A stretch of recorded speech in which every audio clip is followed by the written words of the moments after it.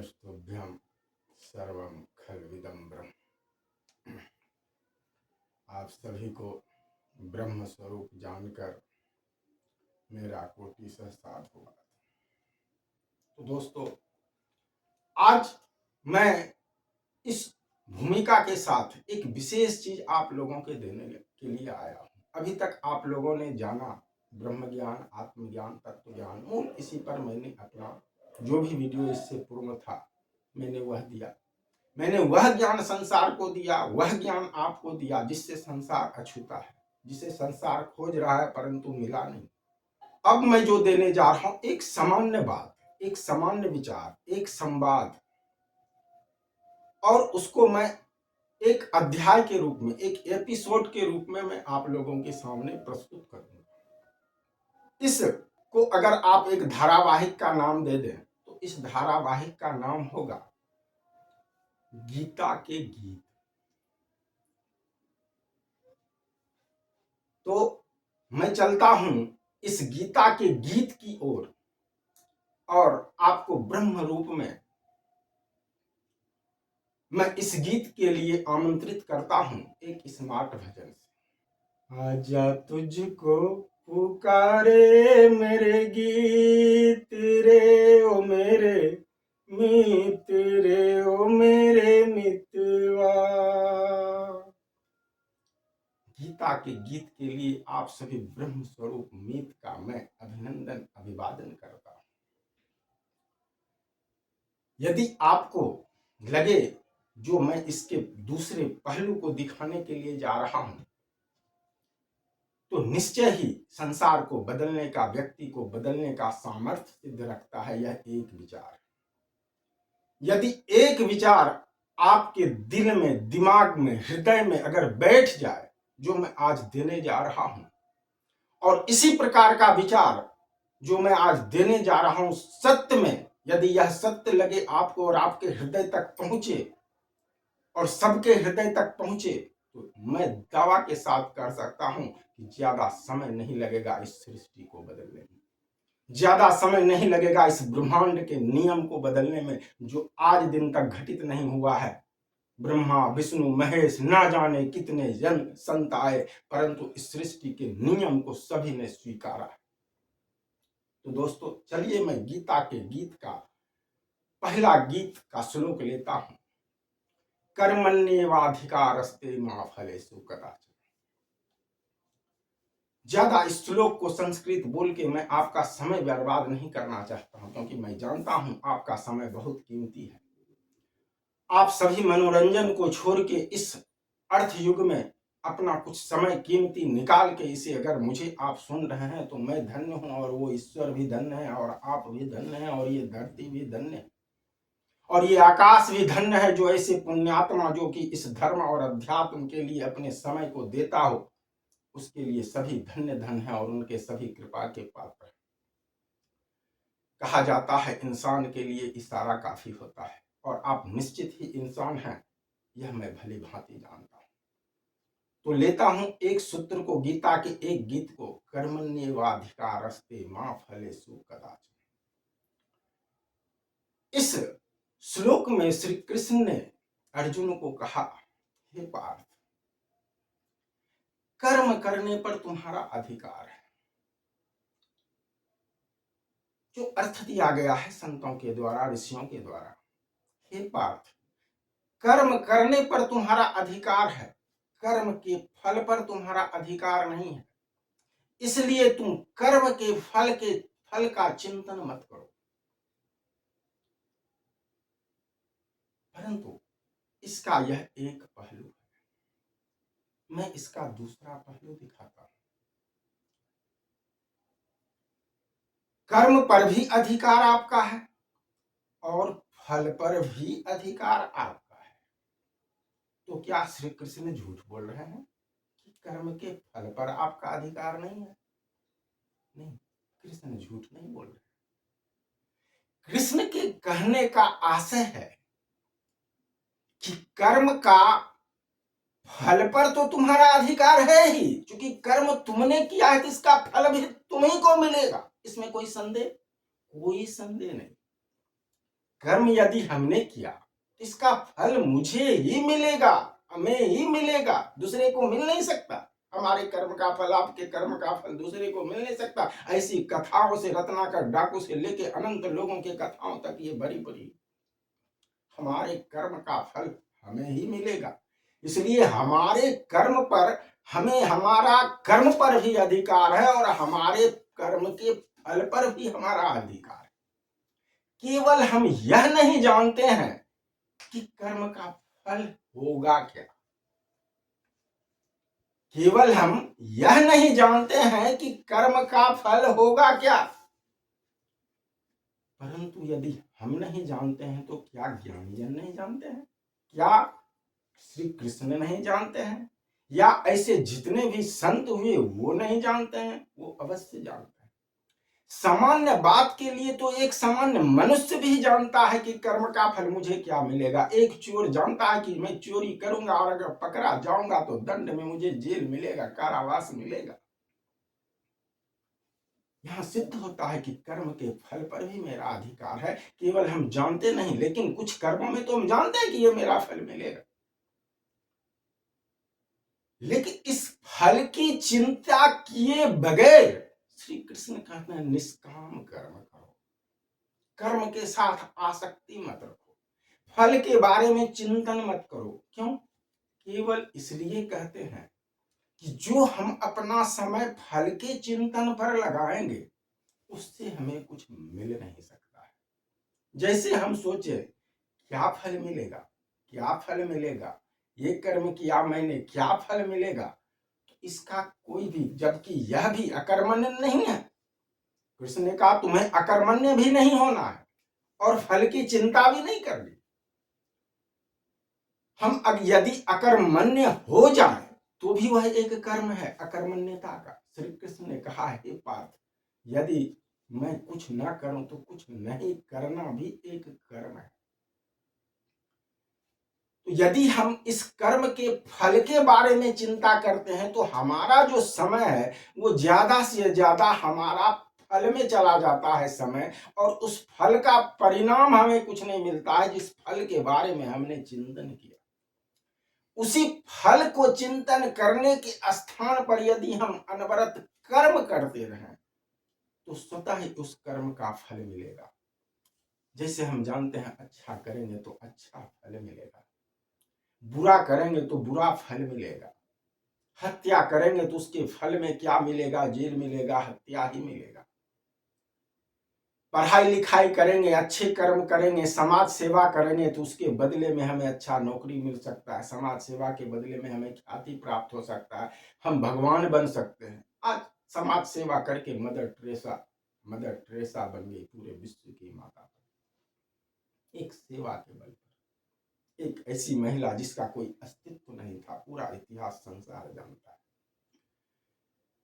तो ये कर्मण्येवाधिकारस्ते मा फलेषु कदाचन। आप जान गए कि कर्म पर भी आपका अधिकार है और उस कर्म के द्वारा मिलने वाले फल पर भी आपका अधिकार है। केवल फल मिलेगा क्या, अज्ञानता के कारण आप हम नहीं जानते हैं, परंतु श्री कृष्ण जानते थे, श्री राम जानते थे, वशिष्ठ जानते थे।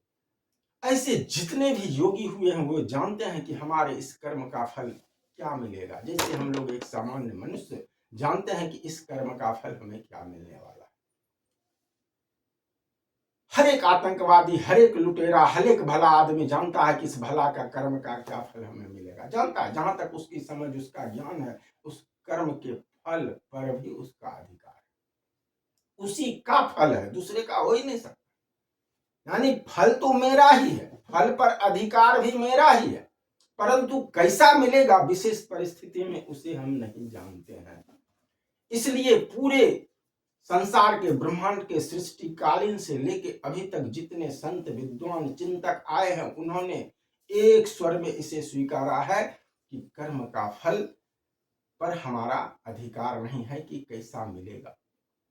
अब चलिए मैं भी इसे स्वीकारता हूं, मैं क्यों ना स्वीकारूं। इतने बड़े बड़े संतों ने स्वीकारा, उनके सामने मेरा अस्तित्व ही क्या है। अगर आप नरक के सबसे छोटे कीड़े से भी मेरी तुलना करें तो मैं उससे भी छोटा, तो स्वीकारना ही होगा। कर्म का फल जो है यह सनातन है, सत्य है। तो मेरे प्यारे मित्रों, अब हम सब चलेंगे गीता के इस गीत के मूल तत्व पर, इसके मूल सार पर हम लोग अब चलेंगे। कर्मण्येवाधिकारस्ते मां, जैसा कर्म हम करते हैं वैसा ही फल मिलता है।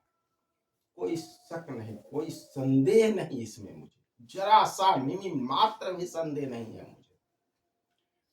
परंतु मेरे दोस्तों, मेरे ब्रह्म स्वरूप मित्रों, जरा सा ध्यान से कान खोल लीजिए, तैयार हो जाइए इस बात को सुनने के लिए जो मैं कह रहा हूं।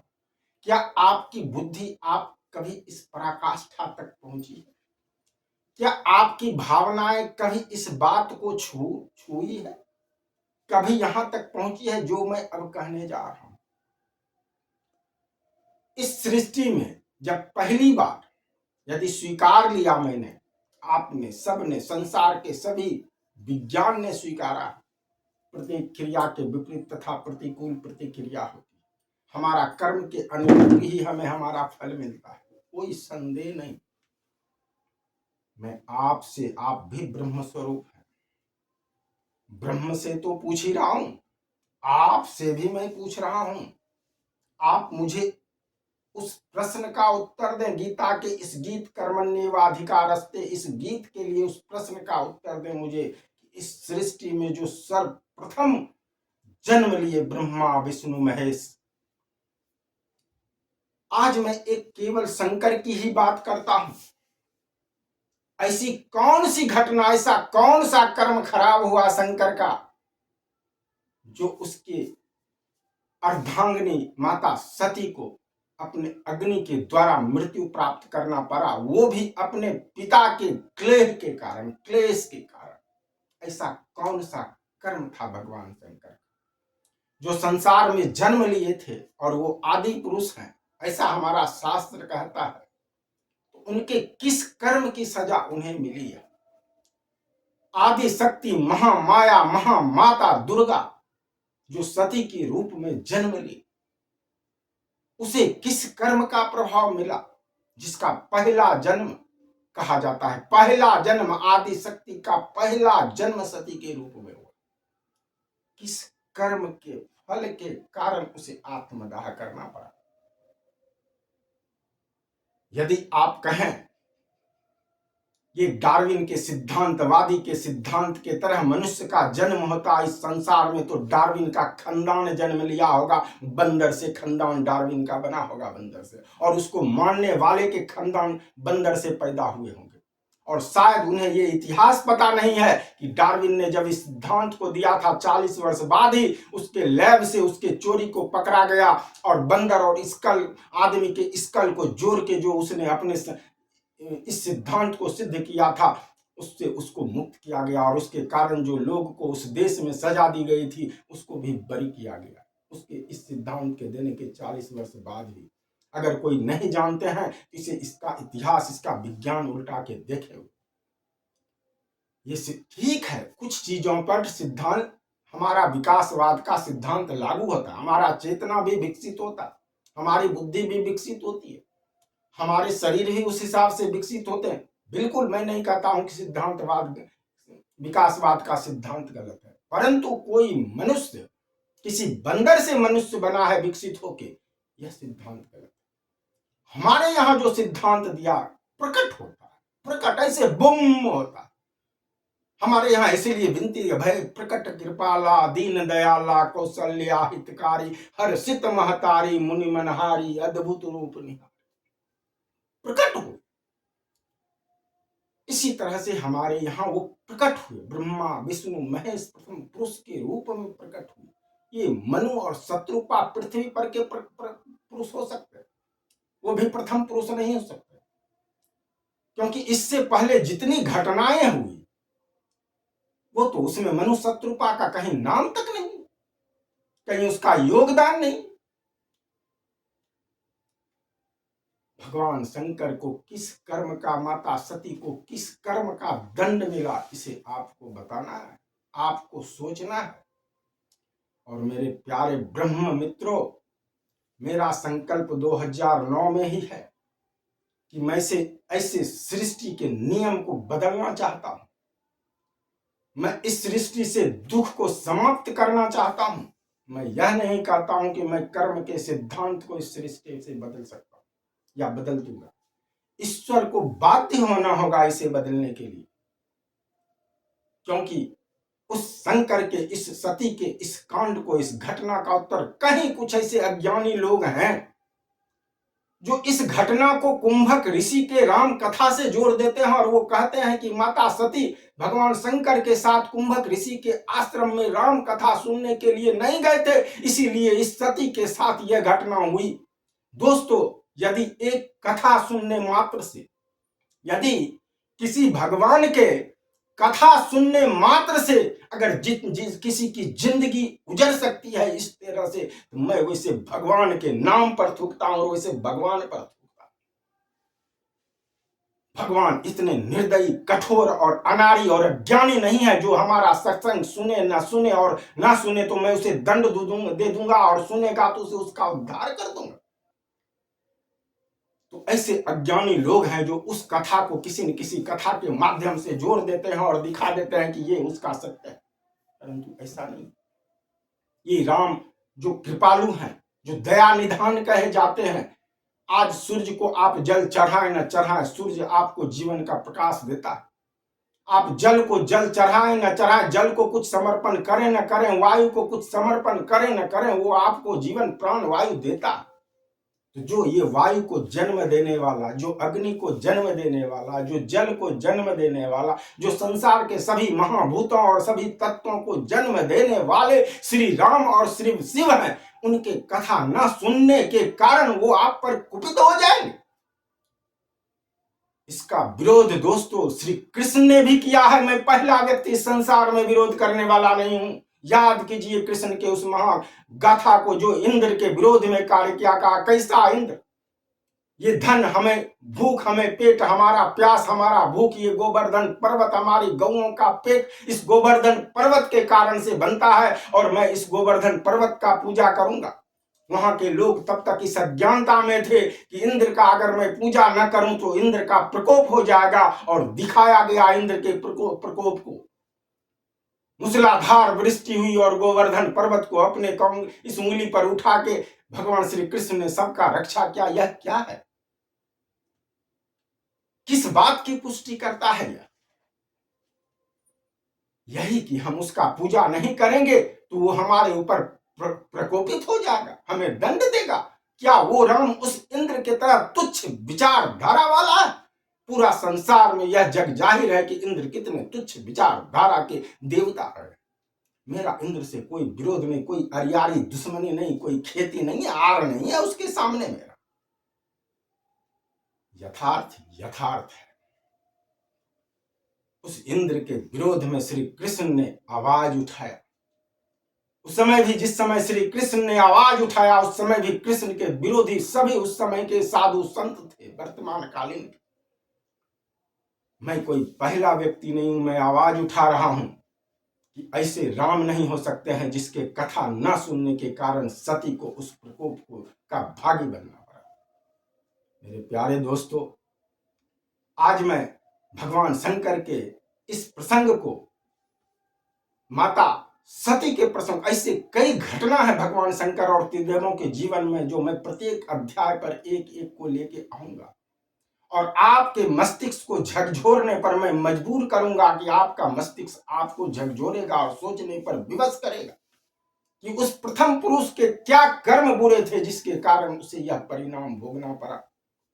उस आदि शक्ति के क्या कुकर्म थे जिसके कारण उसे यह परिणाम भोगना पड़ा।